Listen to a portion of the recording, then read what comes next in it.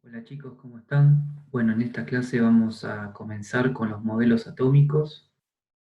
Vamos a tratar de definir uno por uno, desde el modelo de Demócrito hasta el último modelo, el mecánico cuántico, que es el modelo que se utiliza hoy en día. El modelo de Demócrito recién fue diseñado por él mismo en el año 400 a.C. Demócrito describía el átomo como una partícula indivisible, eterno e inmutable. La palabra más importante es indivisible. Él decía que el átomo no se podía dividir, por lo tanto no estaba formado por partículas más pequeñas. Él relacionaba la estructura con respecto a la forma y al tamaño del átomo. Por ejemplo, para Demócrito el átomo de fuego iba a ser un átomo con pinches, debido a que cuando alguien se quema presenta un ardor. Por lo tanto, Demócrito pensó que el átomo de fuego tenía pinches, o el átomo de la Tierra presentaba una superficie áspera. Esta es la relación que él daba con respecto a los átomos y su estructura, con sus superficies, por ejemplo, en estos casos. Él fue el que dio el nombre de átomo, eh, fue inventado por él este nombre, y luego de Demócrito vinieron otros filósofos que lo olvidaron a él y dijeron que la materia solo estaba compuesta por agua, aire, fuego y tierra, dejando las ideas atrás de Demócrito. Recién, 2000 años después, las ideas de Demócrito volvieron con Dalton. Dalton fue un científico el cual dio diferentes reglas para los átomos, las cuales las más importantes es que todos los átomos del mismo elemento son iguales.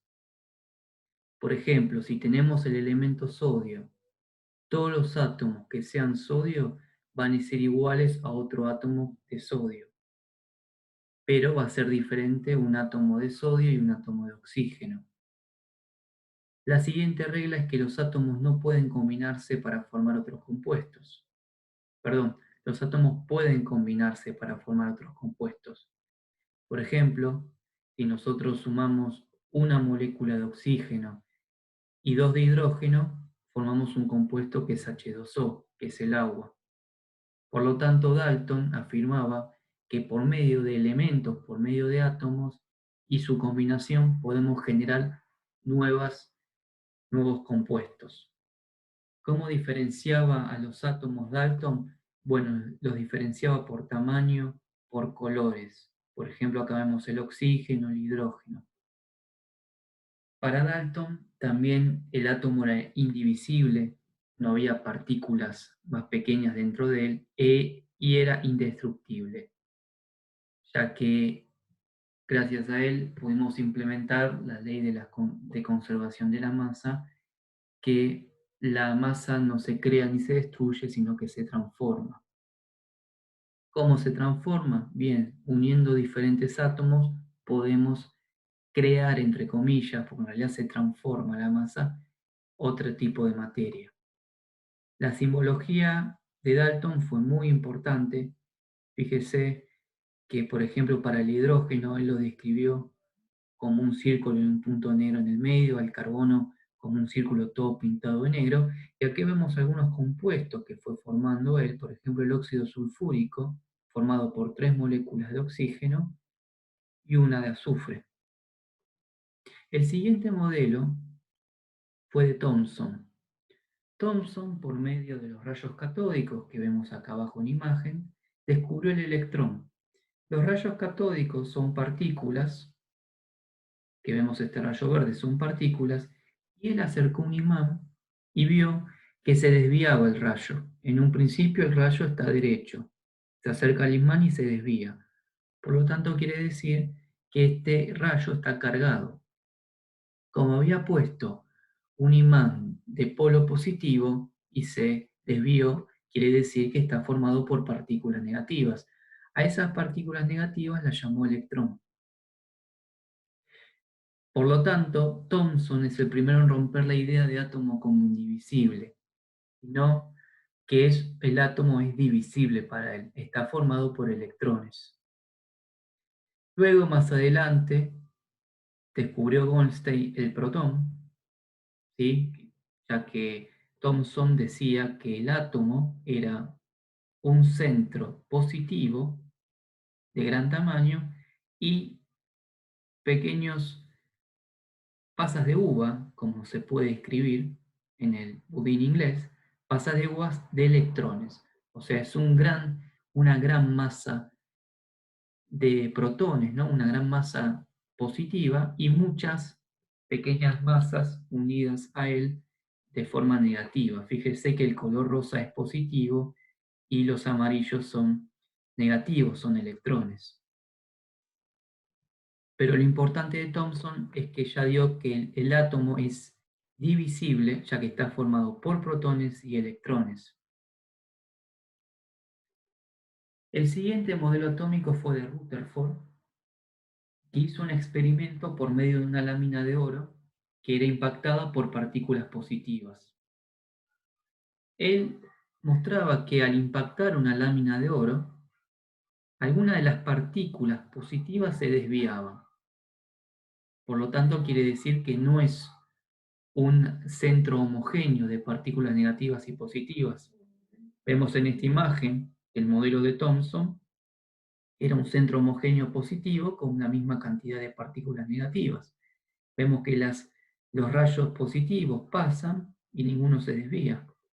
Pero en el modelo de Rutherford se notaba que en realidad algunos rayos se desviaban.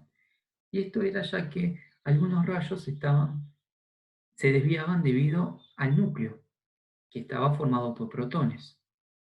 Acá abajo vemos el experimento, tenemos la lámina de oro donde pasa el rayo.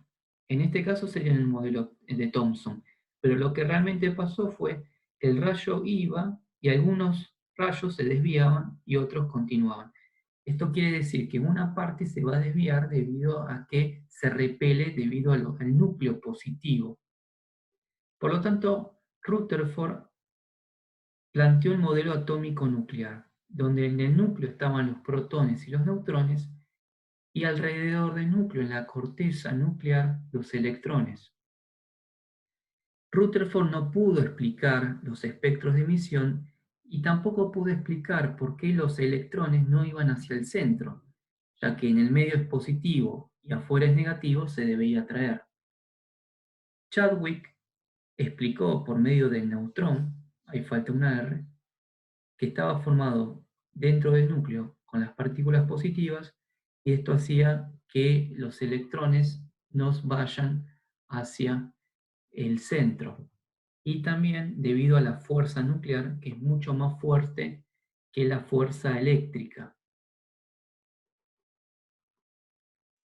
El siguiente modelo atómico fue el de Bohr, ya que justamente debido a esto de los espectros de emisión que presentó la problemática, el modelo de Rutherford, Bohr pudo explicarlo gracias a las órbitas con valor fijo, cuantizadas, que las llamó niveles. Bohr planteó un centro positivo con neutrones donde en las afueras había circunferencias, ¿no? Círculos alrededor del núcleo llamados órbitas. Y los electrones podían ubicarse, por ejemplo, en el nivel 3, en el nivel 1, en el nivel 2. Y cuando, por ejemplo, este electrón ubicado en el nivel 2 pasaba hacia el nivel 1, perdía energía, o sea, liberaba energía. Y esa liberación de energía podía explicar la emisión, los espectros de emisión.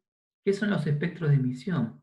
Por ejemplo, no sé si vieron alguna vez, cuando se prende fuego el sodio, libera un color amarillo. Los espectros de emisión se utilizan mucho en los fuegos artificiales, donde se usan diferentes elementos dentro del fuego artificial para que haga diferentes colores. El color rojo es debido a un átomo particular, el color amarillo, por ejemplo, debido al sodio, el naranja es para otro compuesto.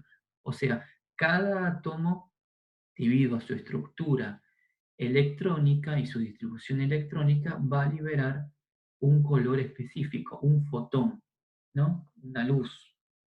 ¿Cuándo la va a liberar? Cuando va de un nivel superior de mayor energía a uno de menor. ¿Cuáles son los niveles de menor energía? Son los que están más cerca del núcleo. Luego estuvo Sommerfeld,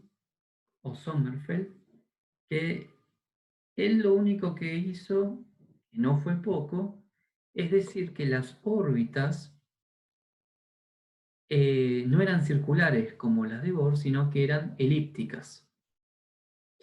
Y esto lo que permitió es identificar que no existe solo los niveles de energía, que son 7 por los 7 periodos de la tabla periódica, como planteó Bohr, sino que existen subniveles de energías. Acá vemos en la configuración electrónica, por ejemplo, en este caso, este 1 representa el nivel y esta S representa el subnivel. Y este es el electrón en ese subnivel. Pero lo que planteó Sommerfeld es que también existían los subniveles. Por lo tanto, las hizo elípticas, ya que pudiendo cortarlo, deberíamos tener diferentes subniveles, perdón. Recuerden que está el subnivel S, el subnivel P, el subnivel D y el subnivel F. Pues luego vamos a ver en los videos de configuración electrónica. Entonces, por medio de las órbitas elípticas, planteó subniveles, provocando que hayan variaciones en el mismo nivel. Luego empezó a meterse en el modelo atómico la mecánica cuántica. Todo lo anterior fue un poco la mecánica clásica, aunque utilizamos dos números cuánticos, ¿no? Los dos primeros, con respecto al nivel y subnivel. El modelo mecánico cuántico comenzó al principio por de Broglie, que planteó la dualidad onda-partícula. Él decía que los electrones no solo eran partículas, sino que también podían ser ondas. Por lo tanto, si eran ondas, era más complejo determinar en qué posición iban a estar alrededor del núcleo. Por otro lado, Heisenberg planteó el principio de certidumbre justificándolo de Broglie, ya que el principio de certidumbre decía que no se podía decir exactamente la posición y el momento del electrón. Luego Schrödinger, con su ecuación de función de onda, planteó, por medio de esta ecuación, el lugar más probable donde pueden estar los electrones alrededor del núcleo. Ese lugar más probable es un orbital, lo definió como orbital. Y ya no hablamos de dónde está este electrón, sino que vamos a hablar de densidad electrónica. ¿Dónde está la mayor cantidad de electrones? Van a estar en la nube electrónica. Acá vemos una imagen del modelo mecánico cuántico, donde vemos adentro el núcleo y alrededor vemos como si fuese una nube, llamada nube electrónica, donde se encontrarían los electrones. Acá dice probabilidad de la densidad del electrón, que por medio de la ecuación de Schrödinger podríamos determinar en qué orbital o en qué parte de la nube electrónica se podría encontrar. Bueno, estos fueron todos los modelos atómicos. Espero que les haya servido y cualquier consulta me pueden escribir. Hasta luego.